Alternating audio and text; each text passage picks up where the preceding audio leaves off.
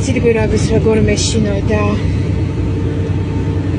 აი იცით როგორ ხდებოდით ცუდად ჰაერი აღარ ყოფნიდა. გული წასვლის შეგრძნება მქონდა, რომ მეგონა რომ საერთოდ გავითიშებოდი და ცოცხალი ვერ გავიდოდი აქედან. დღეს მე ეხლა ამ წუთას არ ვიყოფები არც მობლანდის გვირაბში და არც პროჯისის გვირაბში, მაგრამ გვირაბში ვარ შემოსული, სადაც 60 თაღი დაშვებული სიარული რემონტი კეთდება.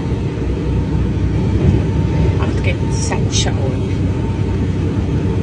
მე კიდე მოვსეირნო აღარანაირი შიში აღარ მაქვს. ასე რომ გოგოებო, მე თუ დავწერია ყველა შიში და მე თუ შევძელი 33 სასახში დავჯექი პირველად საჯესთ. თქვენ შეძლებთ.